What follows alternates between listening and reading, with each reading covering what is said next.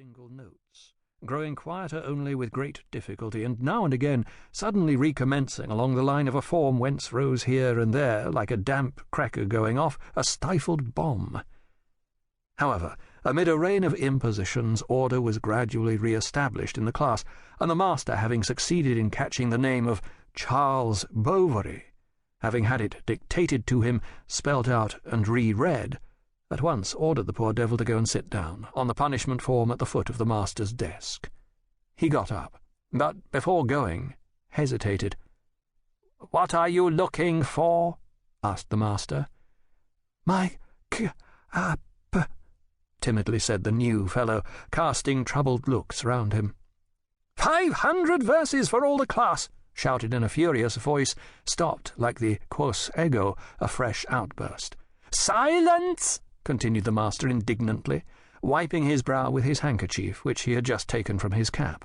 "As to you, new boy, you will conjugate ridiculous sum 20 times. Then, in a gentler tone, "Come, you'll find your cap again. It hasn't been stolen." Quiet was restored.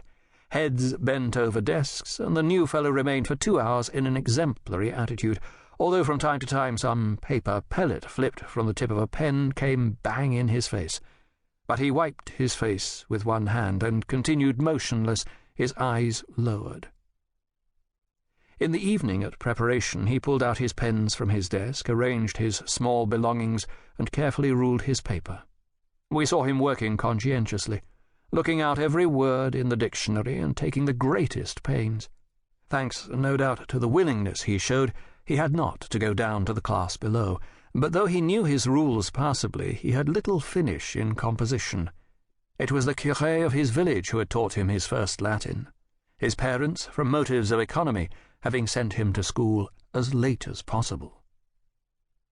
His father, Monsieur Charles Denis Bartholomew Bovary, retired assistant surgeon-major, compromised about 1812 in certain conscription scandals, and forced at this time to leave the service, had taken advantage of his fine figure to get hold of a dowry of 60,000 francs that offered in the person of a hosier's daughter who had fallen in love with his good looks.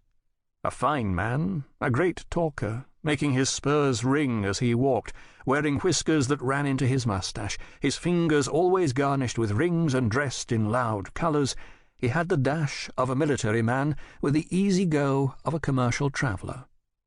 Once married, he lived for 3 or 4 years on his wife's fortune, dining well, rising late, smoking long porcelain pipes, not coming in at night till after the theatre, and haunting cafes. The father-in-law died, leaving little. He was indignant at this, went in for the business, lost some money in it, then retired to the country, where he thought he would make money. But as he knew no more about farming than calico, as he rode his horses instead of sending them to plough, drank his cider in bottle instead of selling it in cask, ate the finest poultry in his farmyard, and greased his hunting boots with the fat of his pigs, he was not long in finding out that he would do better to give up all speculation. For 200 francs a year he managed to live on the border of the provinces of Caux and Picardy, in a kind of place half farm, half private house, and here, soured, eaten up with regrets, cursing his luck, jealous of everyone, he shut himself up at the age of 45, sick of men, he said, and determined to live in peace. His wife had adored him once on a time. She had bored him with 1,000 civilities that had only estranged him the more. Lively once, expansive and affectionate, in growing older she had become, after the fashion of wine that exposed to air turns to vinegar, ill-tempered, grumbling, irritable. She had suffered so much without complaint at first, when she had seen him going after all the village drabs, and when a score of bad houses sent him back to her at night, weary, stinking, drunk. Then her pride revolted.